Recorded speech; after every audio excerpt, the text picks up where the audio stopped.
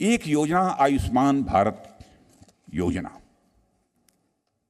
गरीबों के बारे में आप जानते हैं, मध्यम वर्गीय परिवार के बारे में भी आप जानते हैं। यदि गंभीर बीमारी से यदि वह ग्रस्त हो गए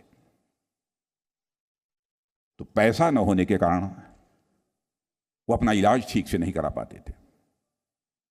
लेकिन आज मैं दावे के साथ कह सकता हूं कि ऐसा एक भी परिवार शेष नहीं बचा है हमारे हिंदुस्तान में जो पैसे के कारण अपना इलाज न करा पाए। लेकिन यदि उसको आयुष्मान भारत की जानकारी है तो,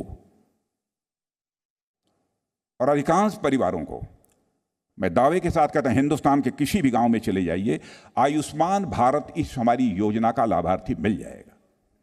यानी इस योजना के अंतर्गत जिसके पास आयुष्मान भारत कार्ड है, 5 लाख रुपए तक का एक वर्ष में मुफ्त इलाज होगा। यदि उस साल भी आपकी बीमारी ठीक नहीं हुई तो दूसरे वर्ष भी 5 लाख रुपए तक का आपका मुफ्त इलाज होगा। यह है आयुष्मान भारत योजना।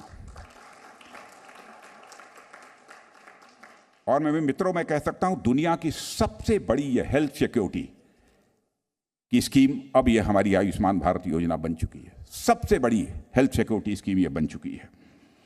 कोरोना के कारण गरीब परिवारों के सामने जो आर्थिक संकट पैदा हुआ था, आर्थिक संकट तो दूर, भोजन का संकट पैदा हुआ था। उस भोजन के संकट को दूर करने के लिए अपनी संवेदनशीलता का परिचय देते हुए हमारे प्राइम मिनिस्टर ने यह फैसला किया, हम उनके घर मुफ्त राशन पहुंचाएंगे।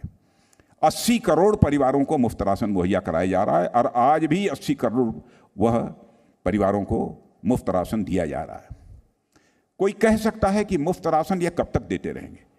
जब तक हमारे देश का किसान अन्न पैदा कर रहा है, मिनिमम सपोर्ट प्राइस पर हम उसको परचेज कर रहे हैं, और जब तक इस कोरोना के कारण जो क्राइसिस पैदा हुई थी, यह क्राइसिस मिनिमाइज नहीं हो जाती, लगभग समाप्त नहीं हो जाती, तब तक ये फूड सिक्योरिटी की हम सुविधा उनको उपलब्ध कराते रहेंगे।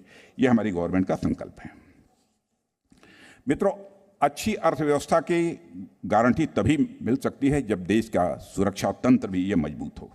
और पिछले 8 वर्ष में चाहे देश की आंतरिक सुरक्षा का प्रश्न रहा हो अथवा देश की बाह्य सुरक्षा का प्रश्न रहा हो, दोनों मोर्चों पर पहले की तुलना में, मैं दावा कि नहीं करता, 100% दावा नहीं करना चाहता हूँ, पहले की तुलना में हमारी गवर्नमेंट कामयाब रही है इन दोनों मोर्चों के ऊपर।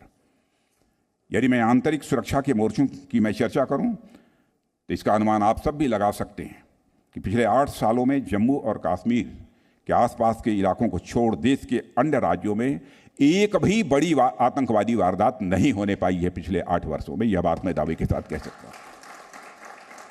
गवर्नमेंट की एक हनक होती है, गवर्नमेंट की एक दहशत होती है, एक भी बड़ी वारदात आतंकवाद की नहीं होनी पाई है। हमारा जो पड़ोसी देश पाकिस्तान है, उसके साथ सीज फायर इस समय है बातचीत के द्वारा। और आपको जानकर यह खुशी होगी कि पहले सीज फायर का समझौता हो जाने के बाद वही पाकिस्तान सीज फायर वायलेशन किया करता था, लेकिन आज लगभग 1 साल से अधिक का समय हो गया, सीज फायर वायलेशन करने की हिम्मत पाकिस्तान नहीं जुटा पा रहा है और सीज फायर इसमें पूरी तरह से काम कर रहा है। Presenting B News app, available on Google Play and App Store. Download it now.